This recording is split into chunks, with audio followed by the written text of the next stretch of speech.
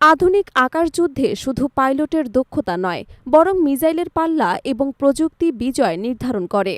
সেই প্রযুক্তির নতুন সংযোজন চীনের তৈরি PL-15, যেটিকে বলা হচ্ছে আধুনিক আকাশযুদ্ধের গেম চেঞ্জার।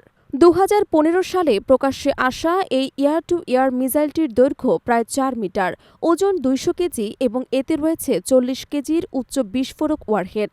মাখ 4 গতির এই মিসাইল 200 থেকে 300 কিলোমিটার দূর পর্যন্ত লক্ষ্যবস্তুতে আঘাত হানতে সক্ষম। মিসাইলটির AESA রাডার শিকার শত্রুর ইলেকট্রনিক জ্যামিং এড়িয়ে সঠিকভাবে নিশানা ভেদ করে। চীনের পঞ্চম প্রজন্মের J-20 যুদ্ধবিমানের মূল অস্ত্রই হল PL-15। এছাড়াও J-10C এবং J-16 এর মতো উন্নত যুদ্ধবিমানেও এটি ব্যবহৃত হতো। মার্কিন AIM-120D মিসাইলের সর্বোচ্চ পাল্লা যেখানে 180 কিলোমিটার, সেখানে PL-15 তার চেয়েও বেশি দূরত্বে আঘাত হানতে সক্ষম। ফলে যুক্তরাষ্ট্রকে বাধ্য হয়ে নতুন প্রজন্মের AIM-260 মিসাইল তৈরির পথে হাঁটতে হয়েছে। সামরিক বিশ্লেষকদের মতে PL-15 ইতোমধ্যেই এশিয়া প্রশান্ত মহাসাগরীয় অঞ্চলে কৌশলগত ভারসাম্য বদলে দিয়েছে। 7 মে মধ্যরাতে পাকিস্তান ভারত আকাশযুদ্ধে এই মিসাইলের শক্তি বিশ্বকে দেখিয়ে দেয়। ভারত দাবি করেছিল কাশ্মীরের পর্যটকদের ওপর হামলার নৈপথ্য পাকিস্তানের হাত রয়েছে। প্রতিশোধে ভারতীয় বিমান বাহিনী পাকিস্তানের আকাশসীমা লঙ্ঘন করলে শুরু হয় কয়েক দশকের সবচেয়ে বড় আকাশযুদ্ধ। পাকিস্তান দ্রুত চীনা J-10C যুদ্ধবিমান আকাশে তোলে এবং লক্ষ্য করে ভারতের মর্যাদাপূর্ণ রাফেল ফাইটার।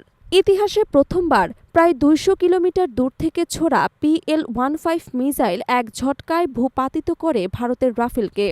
যুদ্ধবিশ্বে এখনও অক্ষত রেকর্ড ধরে রাখা রাফেলের পতন সবাইকে চমকে দেয়। পাকিস্তানের উন্নত কিলচেইন নেটওয়ার্কের মাধ্যমে আকাশ, স্থল এবং মহাকাশের নজরদারি সেন্সর একত্রিত হওয়ায় J-10C রাডার বন্ধ রেখেই টার্গেট চিহ্নিত করতে সক্ষম হয়। ভারতীয় পাইলটরা ভেবেছিলেন তারা নিরাপদ দূরত্বে আছেন, কিন্তু আসলে তারা PL-15 এর প্রাণঘাতী পাল্লার মধ্যেই ছিলেন। ভারতের দাবি এটি প্রযুক্তিগত সীমাবদ্ধতার নয়, বরং গোয়েন্দা তথ্যের ব্যর্থতার ফল। পাকিস্তান আরও জানায় তারা ইলেকট্রনিক ওয়ারফেয়ারের মাধ্যমে ভারতের প্রতিরক্ষা ব্যবস্থাকে বিভ্রান্ত করে। যুদ্ধের বাস্তবতা প্রমাণ করেছে পাকিস্তান চীনা প্রযুক্তি দক্ষভাবে কাজে লাগাতে সক্ষম হয়েছে।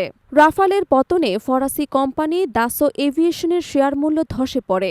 ইন্দোনেশিয়া সহ কয়েকটি দেশ জানায় তারা পশ্চিমা যুদ্ধবিমানের পরিবর্তে চীনা J-10C কেনার বিষয় ভাবছে। বিশ্লেষকরা বলছেন এটি শুধু ভারতের জন্য নয়, গোটা পশ্চিমা সামরিক শিল্পের জন্য এক কঠিন সতর্কবার্তা। 21 শতাব্দীর যুদ্ধে আধিপত্য করবে তথ্য নেটওয়ার্ক, প্রযুক্তির সমন্বয় এবং দূরপাল্লার মিসাইল, যেখানে চীন ইতোমধ্যেই বড় শক্তি হিসেবে আবির্ভূত হয়েছে।